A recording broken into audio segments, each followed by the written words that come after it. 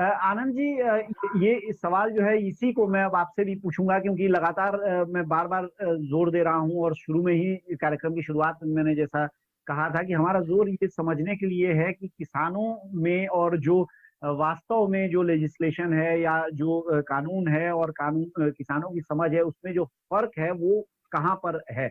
इस लिहाज से मैं अब आपसे पूछ रहा हूँ कि जो सवाल मैंने अभी डॉक्टर रावत से पूछा, जो एफपीओज के साथ आप मिल रहे हैं और जो उनके साथ आप बातचीत आपकी होती है, तो एफपीओज की समझ कितनी बनी है? क्योंकि वो किसानों में भी जो सबसे समझदार किसान हैं, वो माना जाता है कि एक संगठन के तौर पे साथ आके काम कर रहे हैं। तो उनकी समझ कितनी बनी है? और जो समझ के साथ जो असली बात यह है कि कितनी तैयारी उनमें आप देख रहे हैं इन कानूनों से जो फायदे होने वाले हैं, उन फायदों को उठाने के लिए?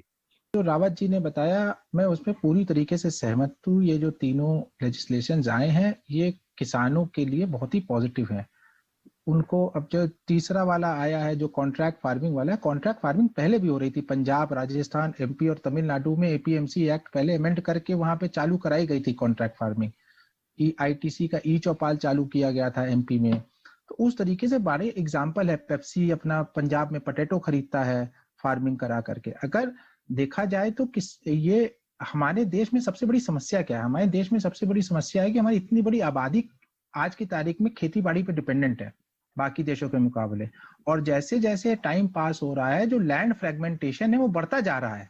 भाई दादाजी के पास 10 एकड़ था, अब वो पोतों के पास 1.5 एकड़ बचा, क्योंकि लैंड डिवाइड हो गया, लैंड बढ़ा नहीं।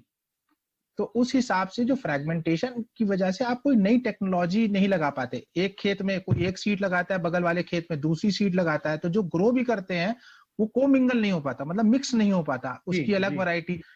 अब जब एफपीओ के थ्रू या कॉन्ट्रैक्ट फार्मिंग के थ्रू एग्रीगेशन होगा तो सब एक तरह की सीड इस्तेमाल करेंगे, इनपुट सबका एक होगा, पेस्टिसाइड सबकी एक जैसी होगी, तो उससे जो आउटपुट होगा वो बहुत ज्यादा होगा। जब आउटपुट बहुत ज्यादा होगा तो उससे फायदा किसानों की इनकम में होगा। वही आउटपुट आप जो दूसरे वाले एक्ट के तहत मंडी के थ्रू बेचेंगे या ऑनलाइन बेचेंगे तो आपको ज्यादा प्राइस मिलेगा, आपकी आपकी परचेसिंग पावर बन जाएगी, यानी आप नेगोशिएशन ज्यादा कर पाएंगे सामने वाले के साथ। जी, चलिए, इस पूरी चर्चा के लिए आप दोनों का बहुत बहुत शुक्रिया। हमारे साथ कार्यक्रम में आप जुड़े और ये सारी बातें हमारे दर्शकों के साथ साझा की।